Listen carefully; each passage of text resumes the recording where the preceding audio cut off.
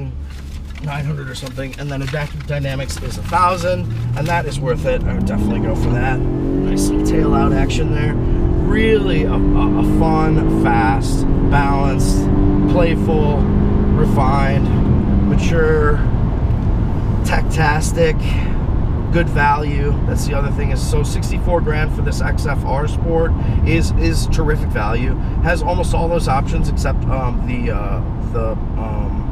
In Control Pro, which is you know, a couple $1,000s more, and is really just outstanding.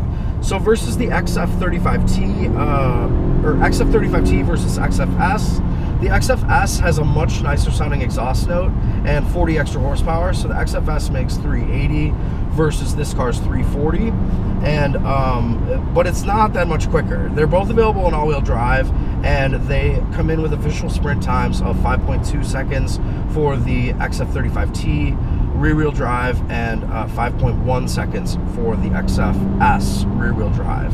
And both of those are down like a little teeny bit for the all-wheel drive versions. They're they're quicker with all-wheel drive.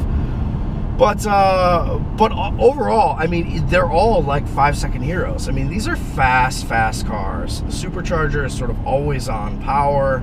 It really is good. Really is good. So let's see if it'll let me go to first. So we're in second. But really good passing power. Really good responsiveness.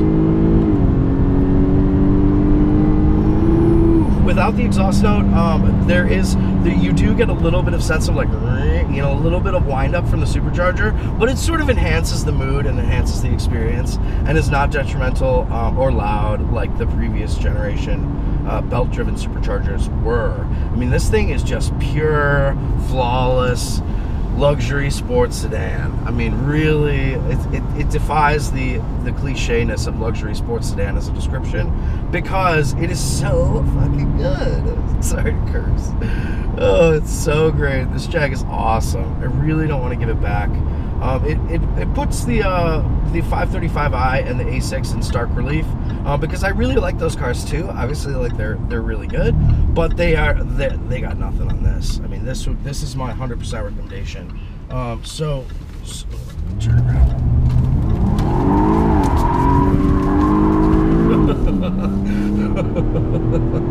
So that was a little bit of a wild U-turn there, but it demonstrates the performance. And you know, I haven't actually broken traction in this car very much, but you can see, I mean, any driver would be able to get a hang of it instantly. It's 100% trustworthy and very just playful, joyful.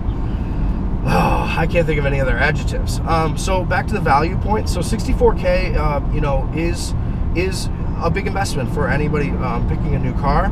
But the advantages of going Jaguar for 2016 and beyond is you have 5 years, like a 5-year, 60,000 mile warranty, bumper to bumper for everything. So that's really good for the luxury segment. And then you also have, I think, 3 years of Jaguar Elite Care, which is like, you know, free loaners, roadside assistance, free maintenance for many of the major items. You know, like oil, filters, wipers, stuff like that. So you really have, they've done so much to get Americans on board with the Jaguar brand and get us into XFs. I mean, the least you could do is give this car a try. And I guarantee for at least 30% of the people who are 5 Series loyalists or love the E-Class, for example, will really instantly bond with the Jaguar XF. In a way that they didn't think was possible with this latest generation of super high-tech vehicles. You know, because as you add tech, I mean, you lose a lot of sort of, it's not a, you know, you lose a lot of purity sometimes. And that certainly applies for the Mercedes, Audi, and BMW models in this price range. The XF35T R Sport is a 10 out of 10, a great car. One that with like a K&N cold air intake and perhaps some aftermarket wheels would really be one of the best looking vehicles on the segment, and a direct competitor to the Audi S7 in performance, price, quality, image, and overall appeal. It's superb. See you guys.